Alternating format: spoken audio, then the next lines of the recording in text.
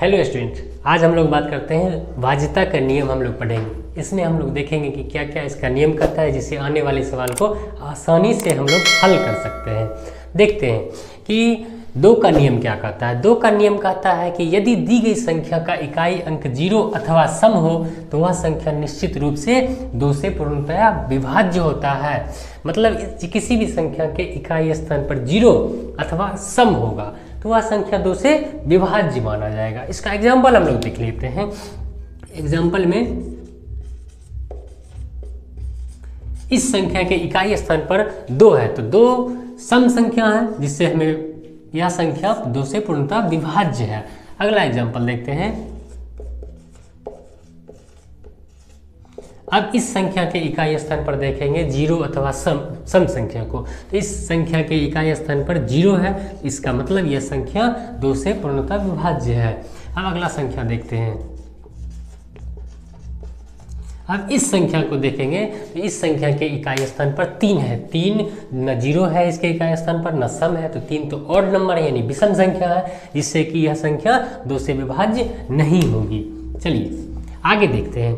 आगे कहता है 3 का नियम। 3 का नियम कहता है यदि किसी संख्याओं का योगफल 3 से पूर्णतः विभाज्य हो, किसी संख्याओं का योगफल 3 से पूर्णतः विभाज्य हो, वह संख्या 3 से पूर्णतः विभाज्य होगी। तब देखते हैं इस संख्या लेते हैं एक। इस संख्या का योगफल 5 4 9 9 18 6 24 1 25 2 27 3 30 6 36, यह संख्या का योगफल 36 हुआ। 36 को 3 से डिवाइड करेंगे। 3 से डिवाइड करने के बाद यह आता है 12, यानी कि पूरी की पूरी तरह संख्या यह डिवाइड हो चुकी है, 3 से पूरी तरह विभाज्य है, यानी यह संख्या 3 से विभाज्य होगी। क्यों? इस संख्या का योगफल 3 से पूरी तरह विभाज्य है, इसलिए। अब अगले एग्जाम्पल को देखते हैं। इस एग्जाम्पल की संख्याओं का योग देखेंगे कि 3 से विभाज्य होती है या नहीं। तो 6 1 7 5 12 4 16 3 19 2 21 7 28, ये 28 जो संख्या है यह 3 से विभाज्य है। देखेंगे 3 एकम 3 दूना 6 18 3 नंबर 27 होता है, तो 27 होता है, 28 डिवाइड नहीं होता है, जिसे हम कह सकते हैं कि यह 3 से पूरी तरह विभाज्य नहीं होगी। आगे हम लोग देखते हैं 4 का नियम।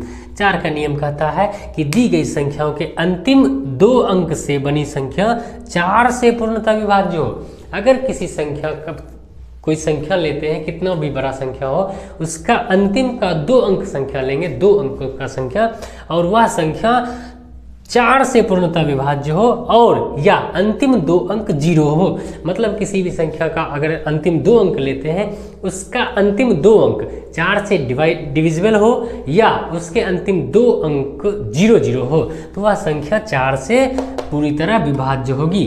आगे देखते हैं इसका एग्जाम्पल क्या क्या है। एग्जाम्पल में है 3,25,400। इसमें इसका अंतिम अंक 2 अंक देखते हैं, यह 4 से डिविजिबल है या 2 0 है, इस बात को हम ध्यान में रखेंगे। तो इसके अंतिम 2 अंक में 0 है, यानी कि 2 अंक में 0 0 कहता है, तो 2 अंक में 0 0 है, यह संख्या 4 से पूरी तरह विभाजित होगी। आगे देखते हैं अगला एग्जाम्पल। ये संख्या है, अब इस संख्या के अंतिम 2 अंक लेंगे कि 0 0 है या 4 से पूरी तरह विभाज्य है। 4 से पूरी तरह देखेंगे 64 है, 64 को हम लेंगे 64 डिवाइडेड बाई 4, तो 4 4 8 16 चौका 64, 16 बार में ये डिवाइड हो जाता है। तो 16 बार में जब यह डिवाइड हो जाता है तो यह संख्या को हम कह सकते हैं कि यह संख्या 4 से पूरी तरह विभाज्य होगी। अब आगे देखते हैं, इस संख्या को लेते हैं। इस संख्या के अंतिम 2 अंक को जब लेते हैं 53 जब लेते हैं, इस संख्या को हम यानी कि 4 से डिवाइड करेंगे। 4 से डिवाइड करने के बाद 4 एकम 4 1 4 3 12, फिर भी 1 शेष रह जाता है, 1 शेष रह जाता है, जिससे हम कह सकते हैं कि यह संख्या 4 से पूरी तरह विभाज्य नहीं होगी। क्यों नहीं होगी? क्योंकि इस नियम को यह फॉलो नहीं किया। इस कहता है कि किसी भी संख्या का अंतिम 2 अंक से बनी संख्या जो होता है 4 से पूरी तरह विभाज्य होना चाहिए।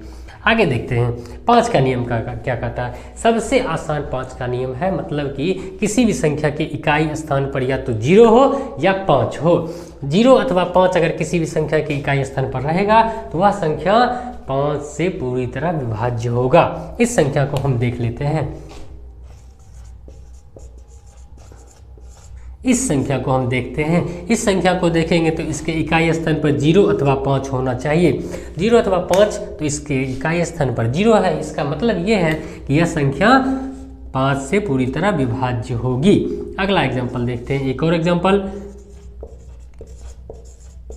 अब इस संख्या के इकाई स्थान पर 5 है तो 5 अब 0 अथवा 5 होना चाहिए किसी भी संख्या के इकाई स्थान पर, तो 5 से डिविजिबल होने का नियम यही कहता है। तो इसके इकाई स्थान पर 5 है तो इसको 5 से पूरी तरह यह संख्या डिवाइड होगा। एक और एग्जांपल देखते हैं जो डिवाइड नहीं हो सकता है, 3, 6, 4, 8। चलिए इस संख्या को हम देखेंगे तो इस संख्या को जब हम देखेंगे तो इसके न इकाई स्थान पर 0 है न 5 है। 0 और 5 नहीं है तो इसका मतलब है कि यह 5 से डिवाइड नहीं होगा। हम देख लिए यहाँ पर।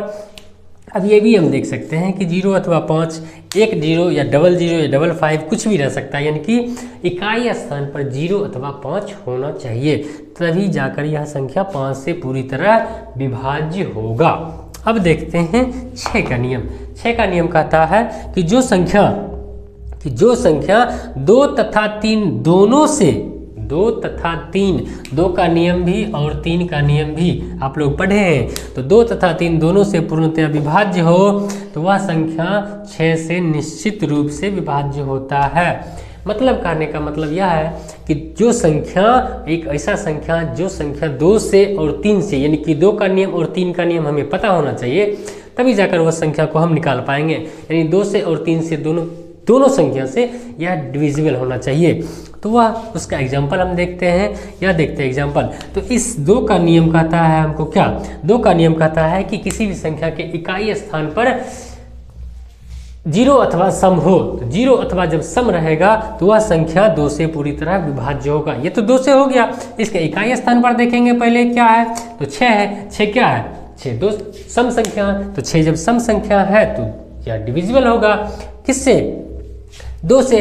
जब सब संख्या डिविजिबल होगा 2 से, तो अब 3 का हम चेक कर लेते हैं कि 3 का नियम क्या कहता है। 3 का नियम कहता था कि पूरी संख्याओं का योगफल, इस संख्याओं का योगफल 3 से डिविजिबल होना चाहिए। इस संख्याओं का योगफल 3 से जब डिविजिबल होगा तो इसका हम संख्याओं का योगफल ले लेंगे।